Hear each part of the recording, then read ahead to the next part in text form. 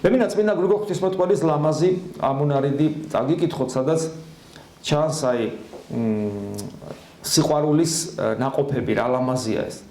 ჩვენ ერთმანეთის, აი კიდევ ვიმეორებ, მე შეიძლება ვიღაცას როცა ეს თემა იყო რომანტიკული სიყვარული, შეიძლება ეგონო ლექსებს ავიკითხავდი და აპატიეთ მე ხო გითხარით ღვთელი ვარ და რა ვიცი, რა უნდა მექნა ახლა მეტი მე, მაგრამ აი სიყვარული ხო იქ არის, რომელიც რეალიზდება, ნაყოფს იღებს, ხო და აი ერთ-ერთი ნაყოფი თან ამას ამბობს, იცით ვინ?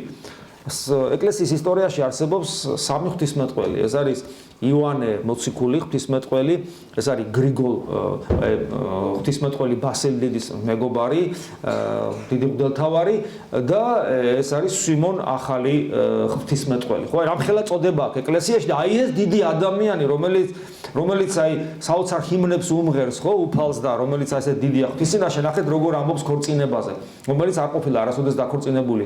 ჩვენ ერთმანეთისთვის ხელნი, ყურნი, ფერხნი ქორწინების წყალობით ვართ. ქორწინება აორმაგებს ჩვენს ძალებს, რაც ასე ახარებს ჩვენს მეგობრებს, საზრუნავის განაწილება, საზრუნავს გიმსუბუქებს, ერთობლივი სიხარული აღმატებული ხდება, ქორწინება შეუმუსრავი ბეჭედია სიყვარულისა.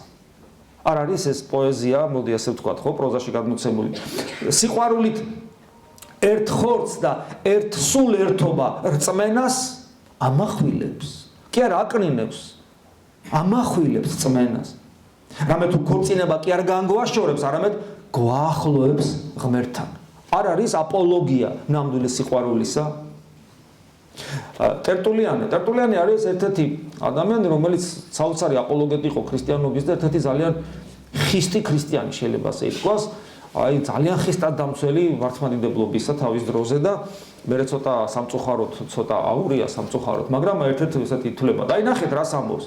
რა კარგი უნდა იყოს ერთი იმედით, მსახურებით და რწმენით ორი გულის შეერთება. ეს არის ცოლისადმი მიწერილი წერილი. ჭეშმარიტად ისინი ორნი არიან ერთ სხეულში.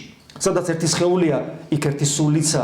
ისინი ერთად ლოცულობენ, ერთად იდრეკენ მუხლს, ერთად მარხულობენ, ერთმანეთს ამხნევებენ. ისინი ღმერთის ეკლესიაში, ღმერთის ტრაპეზზე თანაბარნი არიან. აი მეორე საუკუნეა. 100 რაღაცა წელია. აი ხო არის ხომ რომ ქრისტიანობა ქალს აკნინებს. ისინი ღვთის წინაშე, ღვთის ტრაპეზზე, ღვთის წინაშე თანაბარნი არიან. თანაბრად ინაწილებენ დევნას, მაშინ ხო იდევნებოდა ქრისტიანობა, დასვენებას, არაფერს უმალავენ და არც ამძიმებენ ერთმანეთს. ხედავს რა მათ ერთ სულოვნებას უფალი ხარობს, მათ სახში მშვიდობას მიფენს და მკვიდრობს მათთან ერთად. მეტი რა თქواس ქრისტიანობა?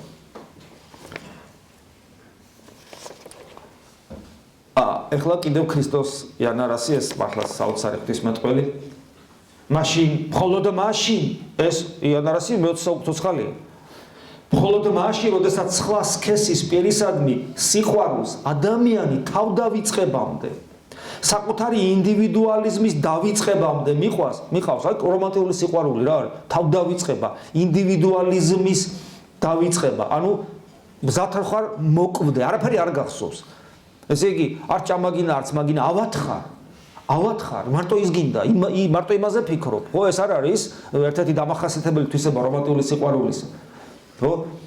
აი მხოლოდ მაშინ, როცა სხვა სქესის პირისადმი სიყვარულს ადამიანი თავდავიწყებამდე, საკუთარი ინდივიდუალიზმის დავიწყებამდე მიყავს.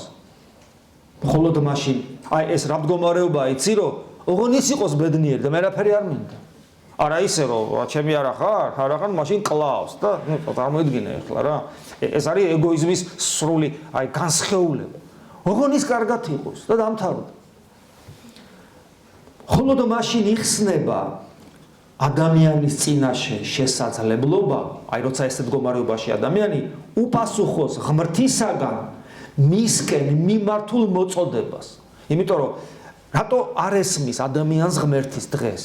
ეგოისტია და იმიტომ. ინდივიდუალისტია და იმიტომ. არ შეუძლია ადამიანს არ შეუძლია რომანტიკულად უყვარდეს ღმერთი. ანუ რას ნიშნავს ეს? აი რა არის რომანტიკული სიყვარული ხო ადამიანს აი თავიდან გახსოვთ როგორ ბედნიერი ვარ. აი გაუსკდები ხა ესეთი ბედნიერი ვარ. რატო? იმიტომ რომ მიყვარს და ეს სიყვარული არის არა უბრალოდ სიტყვა ესეთი, არამედ მოვკვდებით, თვალსაც კი არ დავახამხამებ. და აი ქრისტიანობაში ესეთი სიყვარული მოითხოვება ღმერთისადმი. აი ეს მოითხოვება ღმერთისადმი.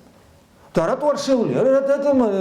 ლოცვაზე ვერ დგას, იმაზე ვიღაცაზე სადღაც არის და იქ თავის ქრისტიანობის შეეშინდა დამალა და ვერ ერთგულებს, ქრისტეს ვერ ერთგულებს, მოღალატეა. რუშნი ვართ ჩვენ, ღალატობთ ქრისტეს. რა არის მრუშობა ღალატი? ღალატობთ ქრისტეს. ყოველნაბიჯი არ გვახსოვს, მავიწყდება. ეს არის, ხო? აი, როცა ადამიანი რომანტიკულ სიყვარულში გამარჯვებას მოიპოვებს, მას შეუძლია თავი გაწევს, მისი გული შესაძლებლობას აძლევს ღმერთს, რომ ღმერთის დაინახოს, იმიტომ რომ ღმერთთან იგივე გზნობაა საჭირო და ამიტომაა აი მაშინ იხსნებაო ადამიანის წინაშე შესაძლებლობა უპასუხოს ღვთისაგან მისკენ მომართულ მოწოდებას, აი რატომაა მეუღლეობრივი სიყვარული სახე ქრისტესა და მის ეკლესიას შორის არსებული ჯვარსახოვანი სიყვარულისა, რომელიც სიცოცხლის სიყვარულითა და თავგანწირვით რეალიზებისათვის ნებით მოაკვდინებს ბუნებით შემოსაზღვრულობასა და ინდივიდუალიზმს.